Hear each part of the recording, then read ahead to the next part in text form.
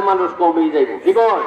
জাহান্নামী মানুষ বেশি, কারণ আল্লাহ কোরআনে বলতে বলছেন ওয়ালাকাদ জারানা লিজাহান্নাম কাসীরাম মিনাল জিন্নি ওয়াল ইনস লাহুম কুলুবুন লা ইয়াফকাহুনা বিহা ওয়ালাহুম আয়ুনুন লা ইউবসিরুনা বিহা ওয়ালাহুম উযুনুন লা ইয়াসমাউনা বিহা উলাইকা কাল আনআম বাল হুম আদাল ওয়া উলাইকা হুমুল গাফিলুন। আল্লাহু আকবার বলেন।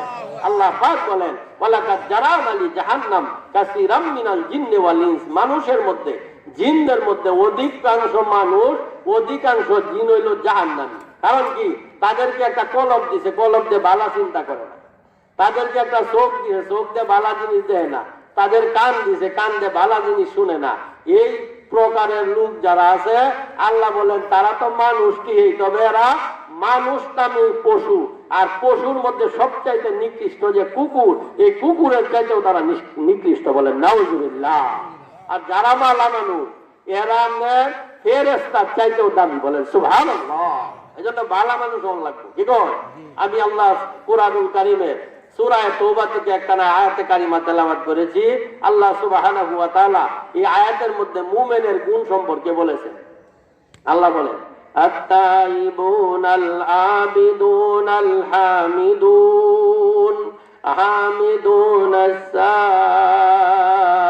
সাইহুন সাইহুনার রাকিউনাস সাজিদুন সাজিদুনাল আমিরুনা বিল মারুফ ওয়া নাহুনা আনিল মুনকার ওয়াল হাফিজুনা লিহুদুদিল্লাহ ওয়া বাশশিরিল মুমিনিন। আল্লাহ পাক এই আয়াতের মধ্যে মুমিন হইতে হইলে কয়টা গুণ লাগবে, এই গুণগুলোর কথা বলছে। আল্লাহ পাক এক নম্বরে বলেন যে মুমিন যদি তুমি হইতে চাও কয়েকটা গুণ লাগবে। এক নম্বর গুণ হলো তোমাকে তওবাকারী হইতে হবে। কি কারী হইতে হবে? তওবাকারী হইতে হবে। কারণ তওবা গুনাহ নাই এমন মানুষ পৃথিবীতে নাই। নবী রাসূলরা গুনাহ মুক্ত, ঠিক আছে? তাদের আগেও গুনাহ নাই, পিছনেও গুনাহ নাই। মানুষ যারা আছে নবীজি বলেন কুল্লু বনি আদম খাত্তাউন ওয়া খায়রুল খাত্তাইন আত-তাওয়াবুন। আর বনি আদম নবী রাসূল যারা সবাই গুনাহগার, গুনাহগারদের মধ্যে উত্তম গুনাহগার হইল যে এই ব্যক্তি যারা তওবা করে, বলেন সুবহানাল্লাহ। আর তওবা হলে গুনাহ মাফ হয়ে যায়। আমরা যেমন এই যে কাপড় চোপড় বিন্দি, সাবান চুটাতে সপ্তাহে দন লাগে, শরীর পরিষ্কার হয়, এরকম বনি আদমের গুনাহ হইতেই আছে, হইতেই আছে। যদি আপনি সারাদিনে যে গুনাহটা হইলো সন্ধ্যায় আপনি তওবা করে এলেন, আপনার গুনাহ মাফ হয়ে যাবে, বলে সুবহানাল্লাহ। এই জন্য আল্লাহ কুরআনুল কারীমের মধ্যে বলে যে আল্লাহর প্রশংসা, বান্দা তুমি কি করবা? হ্যাঁ, আল্লাহ বলেন قُلْ لَوْ كَانَ الْبَحْرُ مِدَادًا لِكَلِمَاتِ رَبِّي لَنَفِدَ الْبَحْرُ قَبْلَ أَنْ تَنْفَدَ كَلِمَاتُ رَبِّي وَلَوْ جِئْنَا بِمِثْلِهِ مَدَدًا। পৃথিবীর মধ্যে 5টা সাগর আছে। কয়টা? 5টা মহাসাগর আছে। সবচেয়ে গভীর যে মহাসাগর এটা প্রশান্ত মহাসাগর, এটার গভীরতা হলো 36,000 ফিট, বলেন সুবহানাল্লাহ। 2 নম্বর গভীর যে মহাসাগর এটা হলো আটলান্টিক মহাসাগর, গভীরতা হইল 33,000 ফিট। পৃথিবীর মধ্যে সর্বোচ্চ যে চূড়াটা আল্লাহ দুনিয়াতে বানাইছে হিমালয় পর্বত, এটা উচ্চতা হইল 29,000 ফিট।